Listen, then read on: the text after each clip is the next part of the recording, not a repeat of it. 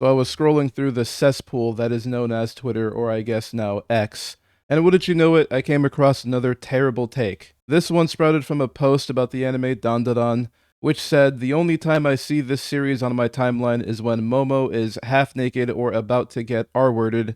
And you guys might have seen the clip if you started watching the new season of Dandadan. It's basically some demon that's like crawling on top of Momo and all that. And that tweet got a lot of support from the Western audience because they don't like to see depictions of bad guys doing bad guy things. Then this user quotes that post saying, "Japanese manga writers need to realize that it's 2025 and their mangas are global, so stop writing for just the Japanese male population." And you can see that this was an incredibly well-received take, having 658,000 views for only 64 likes. Now, he has since privated his account in shame, hiding from all the people that made criticisms of his incredibly dumb take, and this was one of the responses to that tweet, which I think captures a lot of people's thoughts. A meme saying, "What if I told you you're not the target audience?" How simple things would be if people just understood that some things are not written for you, they're not made for you, and they're going to cater to the actual audience that they are made for, and if you don't like it,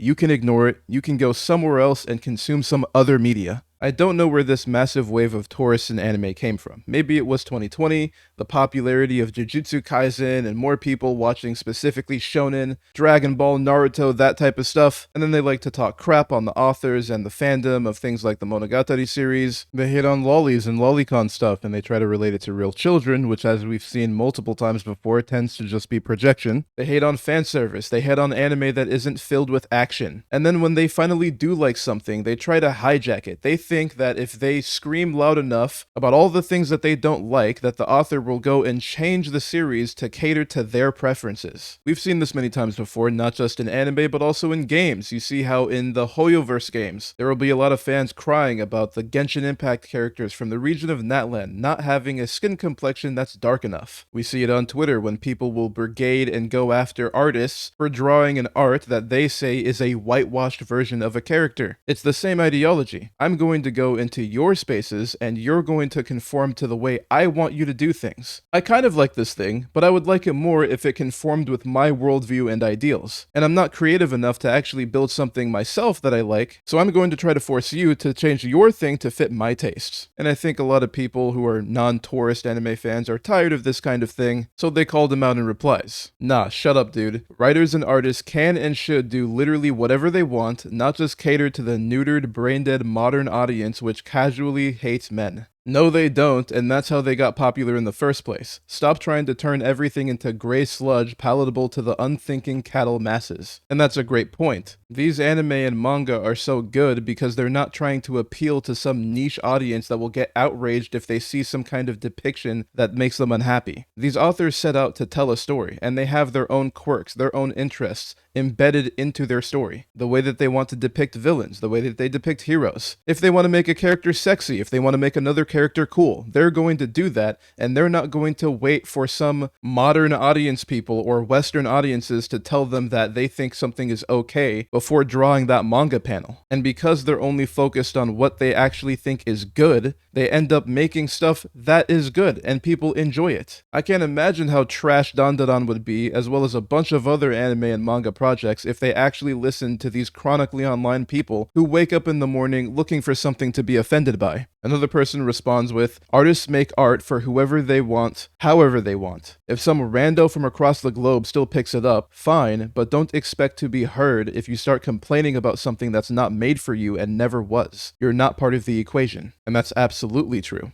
These people need to stop thinking that their opinions matter when it comes to the direction of these mangaka. Even if we're just talking about money, typically an anime that is a major success in the West and a flop in Japan ends up being a complete commercial disaster and it's not going to get a season 2. But an anime that's a major success in Japan and it's not really that well known in the West, that makes loads of money for the studio and the mangaka and everybody that produced that anime. A great example of this would be Solo Leveling. It was a major success in the West, I think the most viewed anime on Crunchyroll, but the studio that developed it, A1 Pictures, reported a loss of of about 178 million yen, which equates to 1.1 million US dollars. Now, there's all sorts of factors that go into this, like the licensing agreements and how many people actually buy merch and Blu-ray copies in Japan versus the West, as well as the fact that a lot of times anime is used as promotional material for people to go and buy the manga, and in the West there's not that many people buying physical manga copies. But that just amounts to another reason why it wouldn't make sense for these mangakas to care about what tourists from the Western crowd have to say about their manga and the direction that they should take it in. I like to think about it like this.